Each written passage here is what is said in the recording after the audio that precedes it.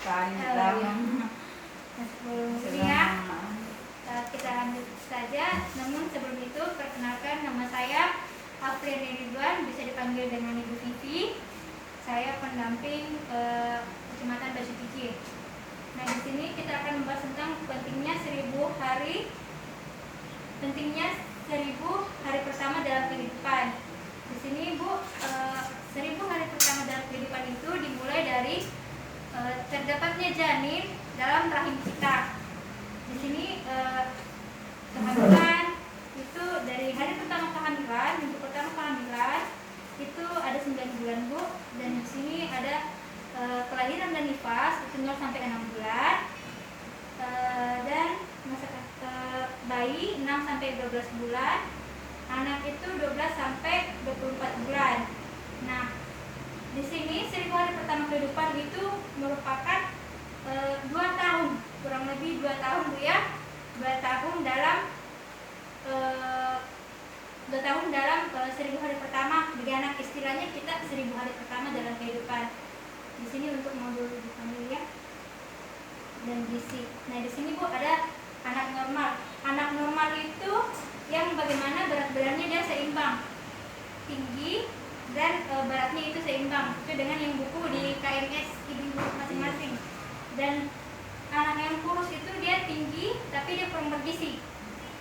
Anak yang stunting dia adalah umurnya sudah tua, sudah lebih, tapi dia masih kecil, betul Ibu, masih kecil.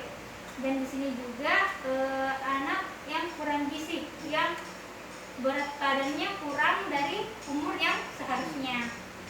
Nah, untuk mencakup gizi pada 1000 hari pertama kehidupan itu, maka kita memperhatikan isi piringku Bu.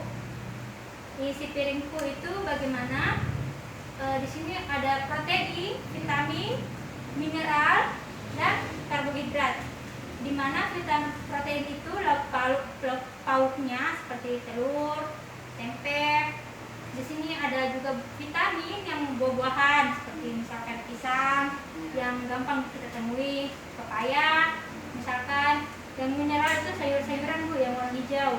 Karbohidrat makanan pokok seperti nasi, jagung, kentang, umbi-umbian itu bisa masuk ke makanan pokok. Nah, di yang lain juga makanan pokok dia menggunakan sagu. Seperti itu Bu.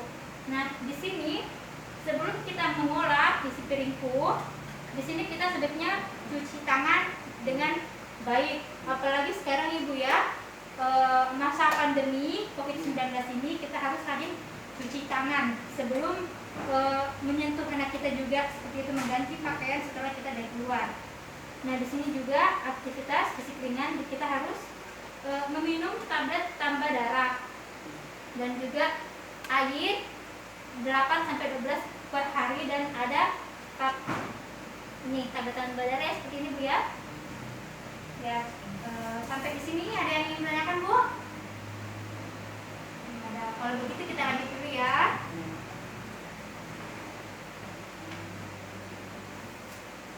Nah, di sini bagaimana kita caranya untuk memeriksa kehamilan. Nah, memeriksa kehamilan itu Bu minimal 4 kali. Lebih sering lebih bagus. Ya, misalkan tiap bulan kita datang ke posyandu juga membawa kartu KMS yang warna pink itu lebih sehat. KMS diberikan pada saat pas lagi hamil Bu ya. Ya. Di sini 1 kali kandungan sebelum 3 bulan, bulan pertama, bulan kedua, bulan ketiga. Di sini pada usia kandungan 46 sampai 6 bulan, bulan 4 5 6.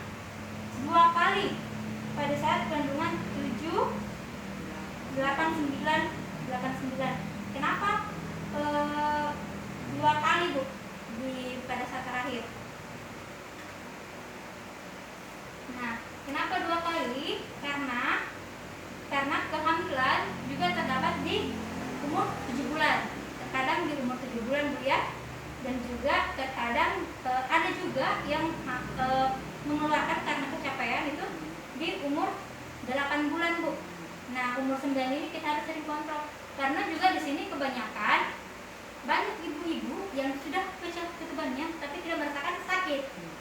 Ada yang seperti itu Bu.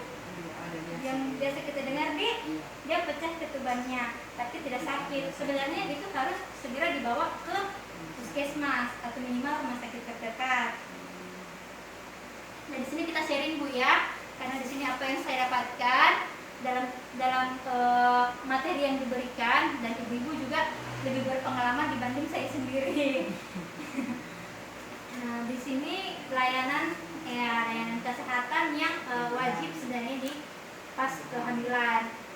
Di sini ada yang pertama itu pengukuran tinggi badan, tekanan darah, lingkar lengan atas, tinggi rahim, penentuan letak janin, imunisasi, ada pemberian tablet darah, les laboratorium, dan penjelasan klien dan pengobatan bila diperlukan. Nah, kenapa mesti di layanan kesehatan terdapat ini Bu? Karena kebanyakan juga ibu-ibu terkadang merasa normal, namun pada saat melahirkan dia langsung tekanan darahnya tinggi. Maka jika tekanan darah tinggi, maka opsi yang diberikan oleh dokter itu kebanyakan adalah operasi sesar, karena tidak mampu untuk mengeluarkan si janin ini, si bayi ini. Juga tes laboratorium, karena jangan sampai apabila sekarang di masa pandemi ini kita harus lebih sering mengecek. Kalau misalkan kita takut untuk ke puskesmas, boleh kita panggil ke perawat puskesmas.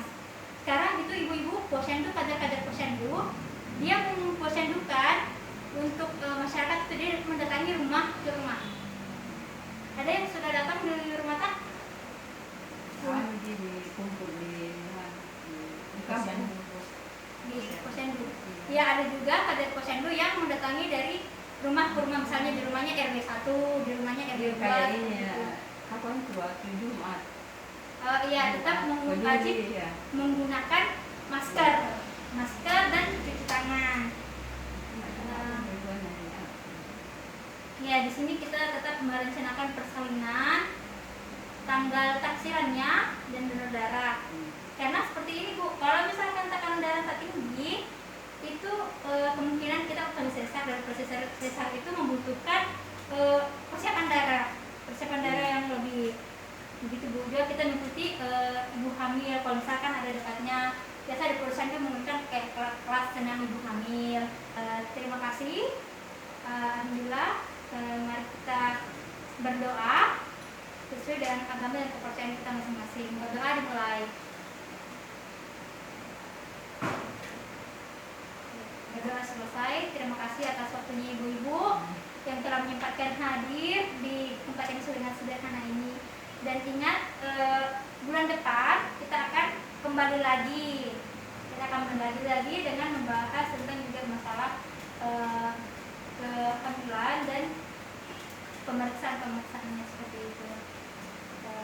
Terima kasih. Wabillahi taufiq wal hidayah. Assalamualaikum warahmatullahi wabarakatuh.